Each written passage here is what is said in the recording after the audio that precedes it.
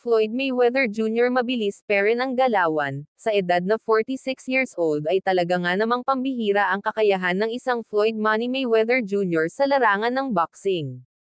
Pinapakita pa rin niya ang kanyang kondisyon bilang fighter kahit matagal na siya na nagretiro bilang professional boxer. Iba talaga ang level ni Floyd Mayweather Jr. at Manny Pacquiao na kahit na tumanda na ay kondisyon pa rin ang galawan. Kakaiba ang taglay nilang lakas at bilis ng footwork. At accuracy ng kamay, samantala sa ibang usapin naman tayo mga idol. Posible daw na magtatapat ang kampo ni Manny Pacquiao at Ryan Garcia. Ayon pa sa promoter ni Ryan Garcia na si Golden Boy Oscar De La Hoya na posibleng si Manny Pacquiao ang makakatapat sa laban ni Ryan Garcia kung hindi daw matutuloy ang rematch nila ni Gervonta the Tank Davis. Agad namang sumang-ayon si Manny Pacquiao sa ideyang ito. Ayon pa kay Pacquiao gusto din daw niyang subukan ang kalidad ng isang Ryan Garcia sa laban. Nakahanda ngayon si Manny Pacquiao kahit sinong kalaban basta may value na fighter ay kakasahan niya ito. Alam naman nating lahat na wala pang boksingerong isinilang na kinakatakutan ni Manny Pacquiao. Kaya niyang labanan kahit sino pa basta nasa division lang niya ang labanan. Samantala Teofimo Lopez inaiawan ang offer sa kanya ng Golden Boy Promotions at Top Rank Promotion na kung saan itatapat sa kanya si Ryan Garcia sa halagang $1.5 million.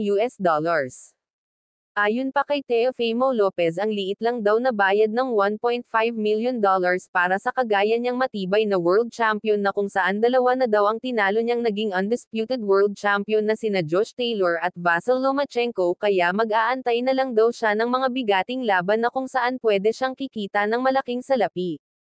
Gaya ng laban kay Devin Haney or Regis Prograis, na kung sino sa kanilang dalawa ang manalo sa 140 pounds na WBC Junior Welterweight belt ngayong December 9 ay siyang kakasahan ni Teofimo Lopez. Dahil kung tatanggapin daw niya ang laban kay Ryan Garcia tapos matalo si Ryan Garcia kay Oscar Duarte ngayong December 2 sa laban, ay posibleng bababa ang value ni Ryan Garcia, kaya wala na daw manunood sa kanilang bakbakan. May point naman talaga si Teofimo Lopez dahil naghahanap siya ng malaking laban na may malaking pay-per-view at kita para nang sa ganon ay sulit ang kanyang pagod.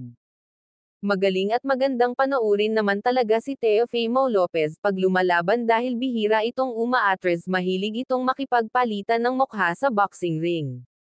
Samantala sa kapapasok lang na balita ay official nang tinanggal kay Angas ng Pinas John Riel Casimero ang WBO Global Belt sa Super Bantamweight Division.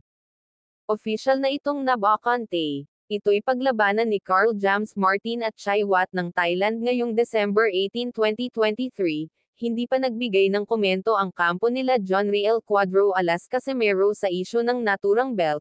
Posposa na ngayon ang paghahanda ng kampo nila Carl James Martin sa Baguio City kasama sila Marlon Tapalis, na kung saan isa si Carl James Martin sa mga kasparring mate ni Marlon Tapalis para sa kanyang bigating laban kay Naoya the Monster Inoue.